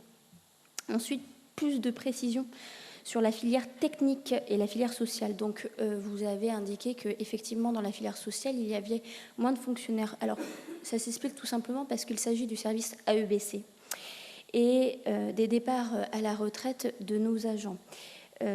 Ce sont des agents, maintenant, aujourd'hui, qui sont recrutés majoritairement par voie contractuelle. Pourquoi?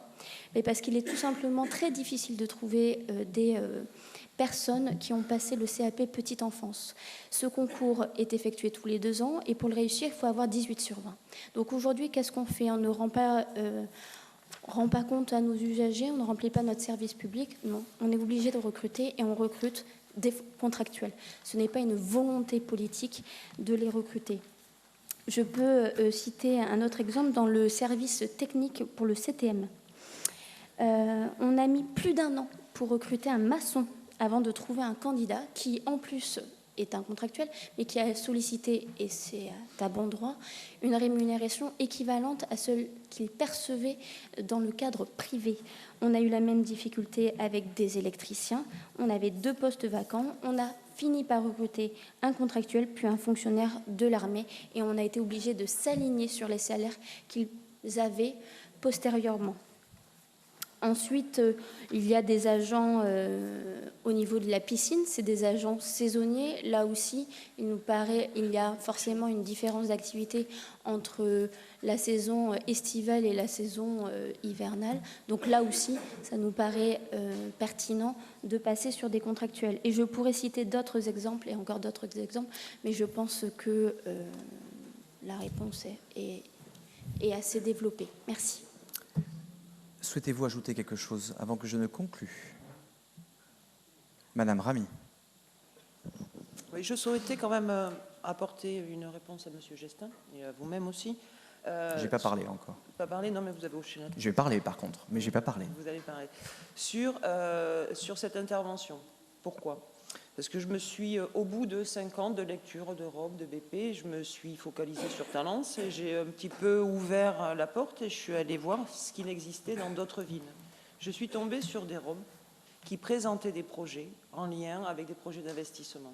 il y avait une lisibilité. Quand je pose des questions sur les énergies renouvelables, la rénovation des bâtiments publics, j'attends effectivement que derrière, il y ait un projet qui soit dessiné ou ébauché. Vous m'avez en partie répondu sur les réseaux de chaleur. Moi, j'aurais trouvé important dans ce lieu de débat, c'est ce que vous annoncez dans la délibération, qu'on puisse en débattre, que vous ayez intégré des certains points comme des réseaux de chaleur, comme l'extinction de l'éclairage public contre les remplacements des LED ou d'autres projets. Moi, c'était cette réflexion que je trouvais intéressante et sur lesquelles on pouvait débattre ensuite et voir vos réajustements. L'opposition ne fait pas partie de la commission finances. On ne peut pas suivre ou comprendre ce que vous allez mettre en œuvre. Donc, quand on reçoit des documents comme ça, on reçoit des informations en bloc. Ce qui serait intéressant, moi je trouve, d'où cette intervention au terme des 6 ans dans l'opposition, d'avoir une meilleure lisibilité, une meilleure compréhension de l'assemblage de vos projets. C'était tout. Alors, il y a d'autres interventions, Monsieur Comte? Non? Je voudrais d'abord, avant peut-être de conclure sur les éléments plus précis de ce que vous venez de dire, notamment Madame Ramy, rappeler et peut-être souhaiter que le débat qu'on vient d'avoir pour la 253e fois sur les contractuels et les fonctionnaires, à la lumière de ce qui vient de vous être rapporté par Madame Pitot, soit clos. Là, je rappelle que la ville de Talence, comme n'importe quel échelon territorial, a l'obligation de recruter prioritairement des fonctionnaires. Mais quand ces postes sont laissés vacants, elle recrute des contractuels. Ce n'est pas une philosophie, ce n'est pas la privatisation, c'est juste le reflet d'une situation. Juste pour compléter les propos, Madame Zanotti, sur la partie équipement culturel. Il n'y a pas de surprise. Il a toujours été dit, et notamment quand nous avons eu nos séances au terme desquelles nous avions acté de l'impossibilité de réaliser le CCV tel que prévu, il a toujours été dit que le besoin culturel demeurait, que Talence devait avoir des équipements pour son école de musique, de danse, de théâtre, pour ses écoles, pour le forum, un projet culturel global. Et donc, cet élément que vous trouvez dans la prospective, c'est l'élément très concret, finalement, de ce qui devra être fait, en tout cas par l'équipe qui sortira des urnes d'ici 2 mois maintenant, pour doter Talence, en tout cas selon notre point de vue, d'équipements culturels avec un S, permettant à Talence de rayonner plus encore. Parce que si cet équipement ne s'est pas fait, et je vais revenir après sur ce qu'a dit Madame Ramy, je vous rassure, l'école de musique et de danse, elle a toujours près de 1200 élèves. Ça fonctionne toujours. Par contre, il nous manque cette salle de diffusion. Par contre, il nous manque des salles de répétition collective. Par contre, il nous manque aussi de la cohésion, plus encore, avec les acteurs du territoire. Donc en fait, les chiffres que vous voyez ne sont pas des apparitions, ce sont juste des concrétisations des études préliminaires qui pourront être faites en fonction de l'avancée des projets qui seront liés. Je pense qu'on a répondu à toutes vos questions. Madame Ramy, je me suis fait la même réflexion sans qu'on soit concerté. Alors, on avait prévu ce budget manque de souffle, ce budget... En fait, les interventions, on les prévoit quasiment à l'avance. Je suis un petit peu... je pense qu'en matière de chiffres, il faut être sérieux. Je ne remets pas en cause ce que vous dites.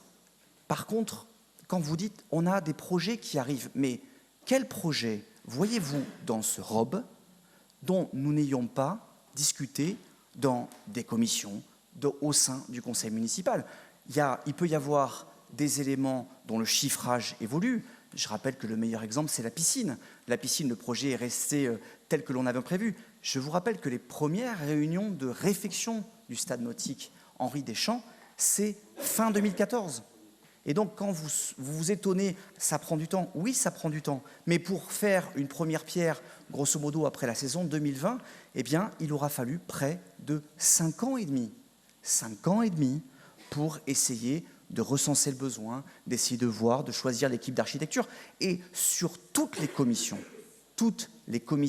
d'attribution de ces équipements, l'opposition, bien au-delà même des quotas, on va dire, purement légaux, a toujours été associée, a toujours fait son rôle. Et j'allais dire, heureusement, parce que aussi de nos échanges naissent des projets, je pense, qui sont de nature à satisfaire les Talancaises et les Talancais. Je vous disais tout à l'heure qu'il fallait être sérieux parce qu'à un moment ou un autre, indépendamment de ne pas vous réjouir, je comprends que vous ne puissiez pas vous réjouir, mais les faits sont têtus et les chiffres sont là. Vous avez un endettement qui a été divisé par 2. Lorsque vous citez tous les équipements, nous venons au cours de cette mandature d'investir uniquement nous, d'autres structures le font, et la métropole en premier lieu, près de 31 millions d'euros ont été investis sur cette mandature. Nous avons ramené l'endettement de 12 ans à 4,5 ans. Et je me souviens, il y a 2 ans, vous nous disiez, vous empruntez pas assez. Et là, on dit, on n'emprunte pas. Et là, vous nous dites, vous devriez emprunter plus. Je vous avoue qu'un peu de cohérence, à mon sens, ferait pas de mal. Tous les indicateurs financiers de la ville de Talence sont au vert. Ce n'est pas nous qui le disons, c'est le trésorier général qui est en charge du paiement, qui nous a remis une lettre de monsieur le secrétaire d'État pour nous informer des dotations que nous aurions en 2020, qui nous a dit, en présence de l'administration, qu'il aimerait que toutes les situations financières communales de la métropole soient comme celles de Talence. Aujourd'hui, nous avons investi et nous laissons, au terme de 6 ans de mandat, une situation financière exceptionnelle. Et ce n'est pas moi qui vous le dis, en l'occurrence là ce soir c'est moi, mais ce sont les chiffres préparés par l'administration, qu'on présente aujourd'hui, mais sur lesquels il est impossible de tricher. Évidemment que les choses évoluent, mais je vous mets au défi, y compris dans des communes où siégeraient vos amis, de trouver des ratios comme cela, de trouver des capacités à investir massivement, parce que malgré les 74 millions d'euros d'investissement sur les 5 ans à venir, l'endettement de Talence sur 10 ans glissants sera passé de 12 ans à 8 ans. Ça veut dire que, malgré tout ce que l'on va faire, en collaboration encore une fois avec d'autres organismes, eh bien, nous aurons une situation financière saine dans 5 ans. Et c'est ça, à mon sens, viscéralement, le rôle d'une équipe, c'est de ne pas obérer le jugement qui intervient tous les 6 ans et d'avoir des éléments financiers inattaquables. Inattaquables. Et quand je vous entends lister en disant il y a 2 millions d'euros pour les LED, mais 2 millions d'euros, Madame Ramy, c'est la quasi-totalité de ce qu'on met pour un demi-groupe scolaire. C'est pas rien. Simplement, tous les vous n'avez pas dit le contraire, mais vous avez dit oui, il y a 2 millions d'euros pour le LED. Non mais, on a l'impression que les 2 millions d'euros sortent comme ça et malheureusement, la ville ne peut pas jouer au loto. Les éléments sont que, d'un point de vue financier, vraiment, je m'attendais, je respecte parfaitement qu'on ne soit pas d'accord. La question n'est pas là. C'est juste qu'à un moment, je crois qu'il serait sain que quand des indicateurs financiers sont là, et quand je dis financier, ça reflète une activité, ce n'est pas des éléments boursiers, quand les chiffres sont tous au vert, d'avoir à minima la reconnaissance que collectivement, vous compris, on a fait un bon job pour la ville de Talence et qu'après, les orientations, les choix d'investissement dépendent de l'équipe qui sortira des urnes. Je crois que le débat démocratique gagnerait vraiment, et en philosophie, et d'un point de vue concret. Je suis d'excellente humeur, Madame de Marco, mais je ne me résoudrai jamais que face à des chiffres qui sont inattaquables, vous puissiez en avoir une interprétation qui soit, elle, beaucoup plus critiquable. Mais vous parlez toujours hors micro.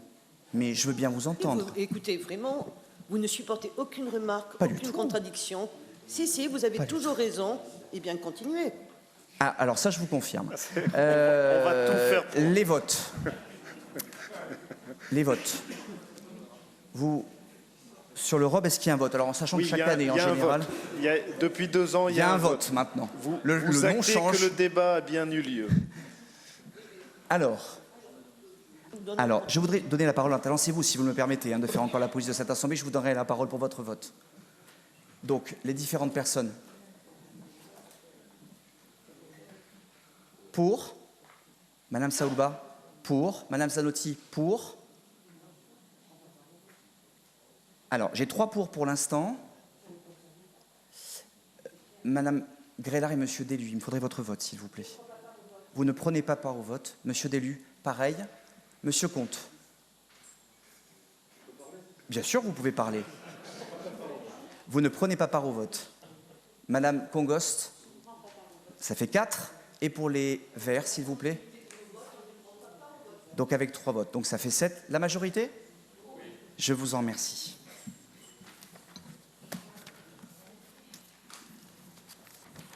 Délibération. Madame la secrétaire, merci, pardon. Excusez-moi. Je vous en prie, c'est moi. Délibération numéro 11. Acceptation de l'offre de concours et organisation. Oh, pardonnez-moi. Acceptation de l'offre de concours et organisation d'une exposition sur les grilles du château Pexoto. Rapporteur Madame Chadebost, adjointe déléguée aux espaces verts, à la sauvegarde et à la valorisation du patrimoine bâti, non bâti et naturel. Madame Chadebost. Mes chers collègues, monsieur le maire, donc on va parler de sous, mais on n'est pas au même niveau, monsieur l'adjoint aux finances. Donc nous avons depuis quelque temps un partenariat, même quelques années, un partenariat avec les étudiants Archimus qui sont en master patrimoine et musée à Bordeaux-Montaigne. Ils font un travail sur 2 ans sur la promotion d'actions de médiation sur des thèmes particuliers. Depuis l'an dernier, ils ont énormément travaillé sur l'abbaye de la Sauve-Majeure et les chemins de Compostelle. Et ces étudiants nous ont proposé un lien entre la Sauve-Majeure, Bordeaux et la ville de Talence. Donc aujourd'hui, ils ont préparé une exposition qui est partagée entre de la bande dessinée et du texte très explicatif sur les chemins jacquaires au Moyen-Âge, avec des clins d'œil sur des monuments historiques de la ville de Talence et notamment le château de Brana. À ce jour, cette exposition va s'installer à partir du 27 janvier et je vous convie à venir au vernissage de cette exposition dans ces lieux ici. Il y aura un accrochage jusqu'au mois de mars et je vous demande d'autoriser, monsieur le maire, aujourd'hui à signer une convention de partenariat avec ces étudiants.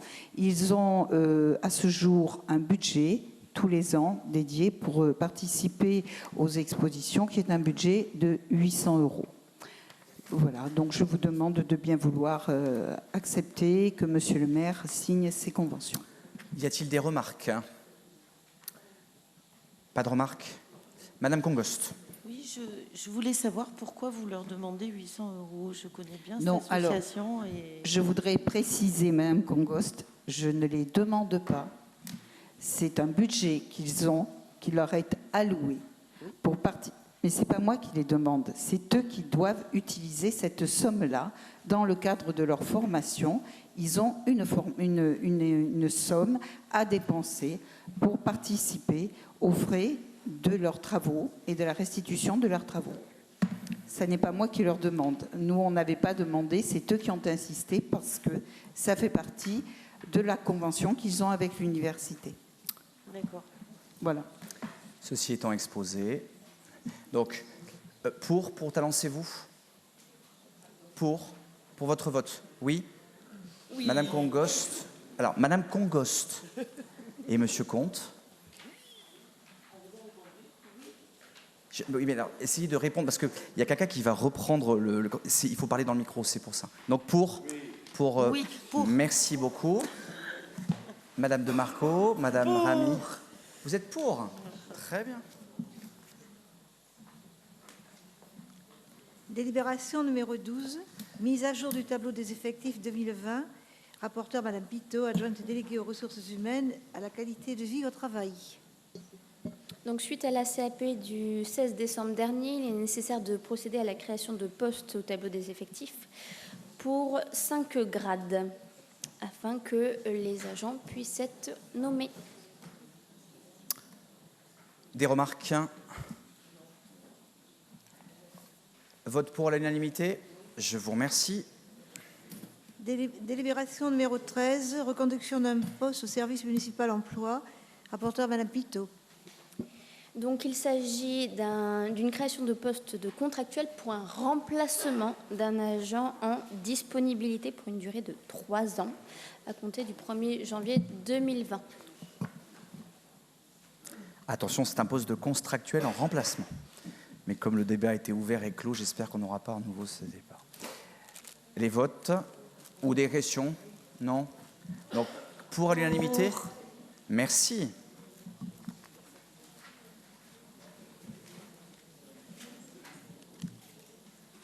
Eh bien, l'ordre du jour est épuisé. Je vous informe que le prochain conseil municipal de la ville aura lieu le lundi. Nous revenons à un jour plus classique. Le lundi 17 février à 18h. Lundi 17 février à 18h. Je vous renouvelle tous mes vœux. Madame Zanotti, attendez. Allez-y, Madame Zanotti. Si c'est terminé, Oui. Je voulais faire une toute petite intervention. Nous avons appris une nouvelle, une très triste nouvelle. Et je pense que si c'est important parce que Clémence Béjuge venait au conseil municipal régulièrement. Et je pense qu'il faut souligner sa citoyenneté, son engagement dans la ville malgré ses problèmes de santé.